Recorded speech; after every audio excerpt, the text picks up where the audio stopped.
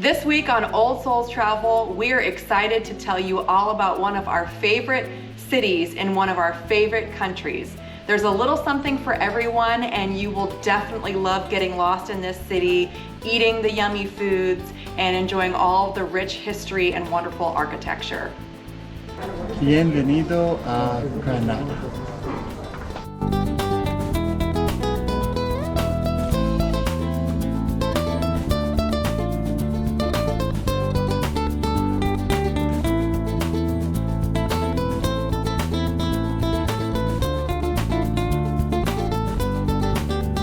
We got to do a lot of really cool things in Granada. We saw some amazing things, and I know what my favorite was, but before we get to that, Dad, what was your favorite?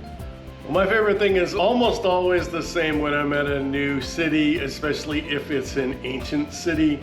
I like to just kind of walk around and get lost in the streets, and this is a really cool place to get lost in the streets. Definitely. Wish I would have taken a free walking tour. We weren't quite in that stage of our travels by then, but this is a really cool place to walk.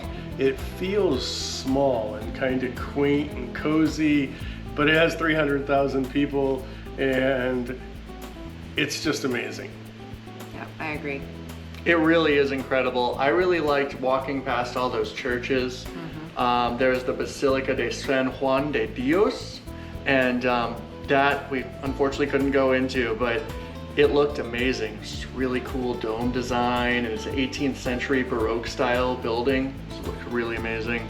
And then of course there's the Granada Cathedral, which also looked amazing from the outside. Another one we couldn't go inside, but we did get to go into a little chapel. The chapel, yeah, and the Royal Cathedral of Granada is actually the final resting place of Isabella and Ferdinand.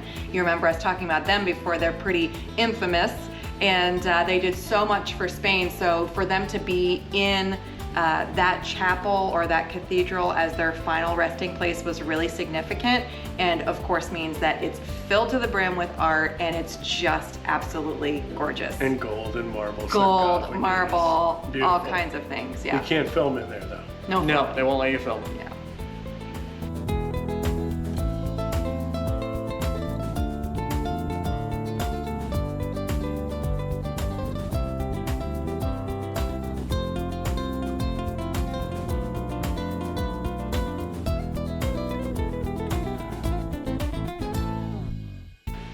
One of my favorite parts, speaking of architecture, was they have like a souk, like a Moroccan souk, and you can go in there and kind of be transported into maybe a quieter version of a Fez or Medina or whatever.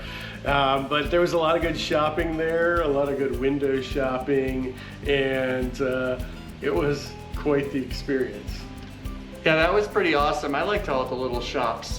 There were a couple other ones on more of the main strip that might have been a little bit more expensive, but that's also where they had the candy shops. And I love the candy shops. Oh man, there were like candied nuts and toffee. It was delicious. And that kind of leads us to what my favorite part of Granada was, which, What's that, Brendan? if you didn't already guess it, is food. I love food. And there is some amazing food in Granada and in Andalusia just in general. It's just amazing, the combinations of the cultures, and you know, this place brings this food and the spice trade brings this food, and it is just really incredible. One of my favorite places I would have to say is Carmen El Agua, which was this really cool restaurant in the Jewish quarter of the Albaicin. The Albaicin is the old city. It's also one of the UNESCO sites in Granada, and that's really awesome to look at the architecture as well, as you were mentioning. Great place to get lost. Can't get away from that. But Yeah. I would say the highlight though is those like 5 or so restaurants that have the view of the Alhambra. Definitely. You go there at sunset, you watch the sun going down over the Alhambra. It is amazing. Plus, Yeah. we had some amazing food. So true. I mean, that view blew me away, and I loved, we got there just before the sun was setting, so we got to kind of see the sun setting down, having that golden hour where it was was kind of lighting up the walls and looking all golden, and very slowly the lighting kind of lit up the outside castle walls, and we saw the stars come out and the moon, and the wind was gently blowing all of those flags up there on the turrets or the tops of the walls. It was really magical and a can't miss thing. And of course the food. It's hard not to think about the exchange, the Columbian exchange, and the exchange of culinary inputs that came when the Moors came across. And so you've got a lot of the spices here are definitely Mediterranean. And then you've got potatoes in here, and potatoes are going to be South American, of course, potatoes and the French fries, tuna, and then eventually pork were like the two main things that you could have eaten here in Roman times. And then it took the Moors coming up so that you had more spices. And then eventually there's even a little bit of tomate here. It looks wonderful. All the tomatoes in Europe are wonderful. And so this is from the New World, primarily Central America. So you've got a true culinary fusion going on here.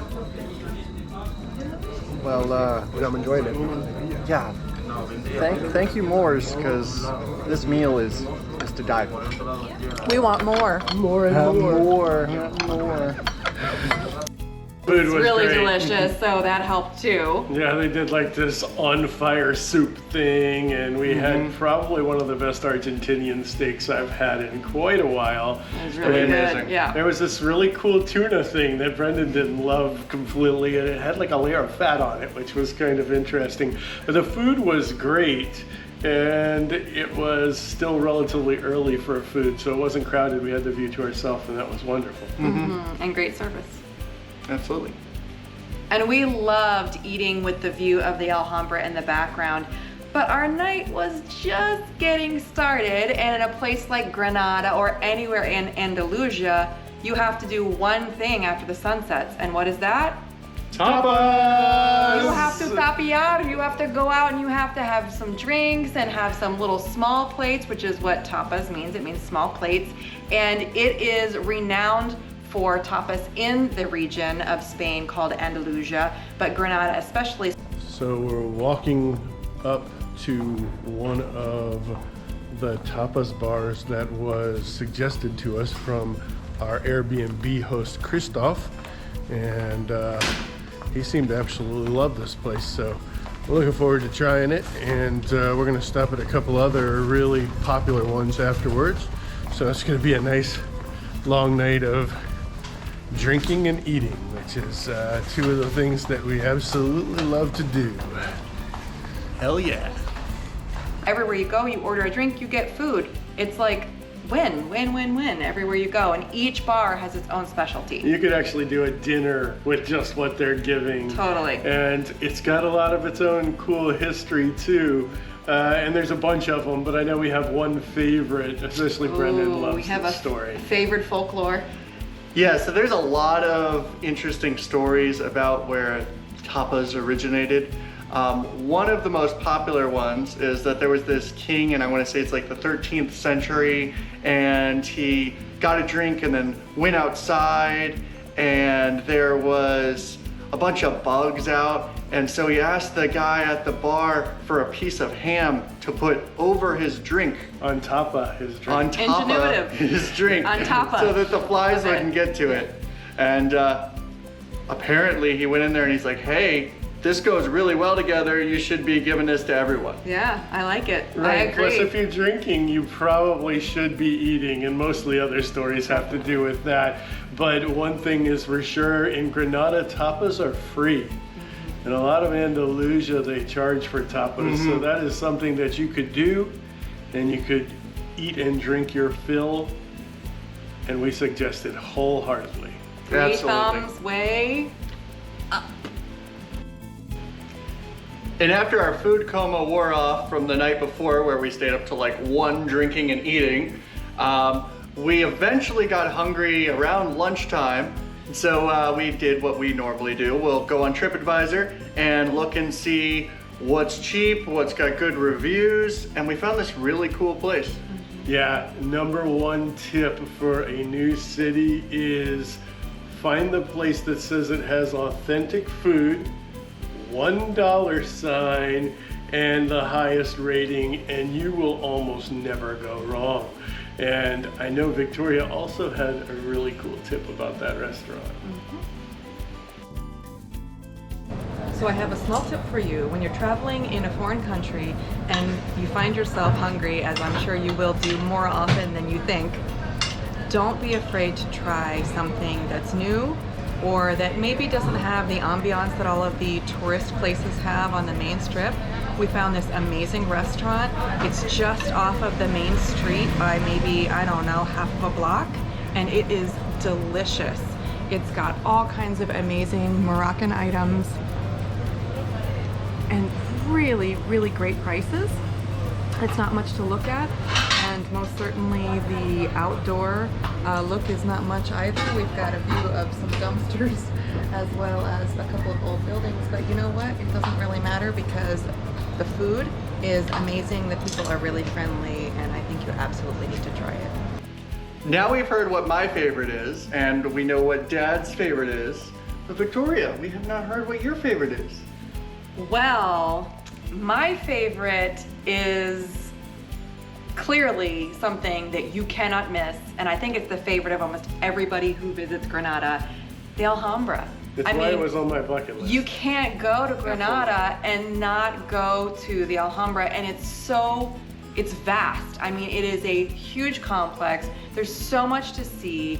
You've got gardens, you've got architecture, you've got art, you've got history, you've got so many things. It's almost like it needs its own episode. Yeah, I'm kind of on a gag order because we actually have a whole episode dedicated to it. So I'm gonna lock it up, and you're gonna have to wait and see more of what I love so much about it next episode.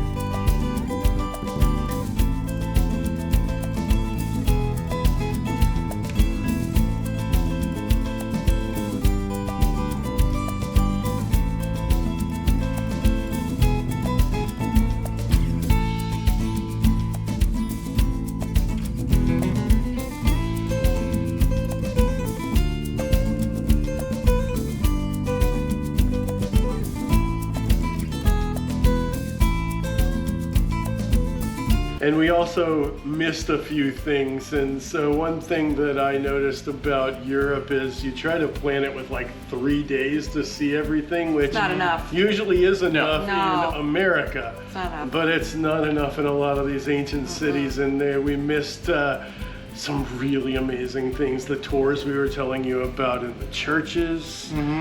I really wanted to go up in the Alhambra to that park that overlooked the Alhambra with a very similar view and just listen to the gypsies play their music. Yeah. And I definitely wanted to see one of those flamenco shows in the caves, the Yeah. Salamanca's caves. Man, that looks really awesome, and does. what a cultural experience. I mean, you're in Andalusia, you got to see a flamenco show, and why not go see it in one of the awesome caves? And we'll be back. Yeah, we definitely have to go back so we can see those things, and I'm sure there's other things that we missed. So drop down in the comments anything that we didn't cover that we have to do next time we're in Granada. And after watching this, I am sure you are adding it to your bucket list. And when you go and you get to check that bucket list item out, I hope that you find this video useful. And if you do, click on the like and follow along, because we have so many more things to share with you, and we're excited to do it. We're glad we met you. And as always, Find yourself on the journey.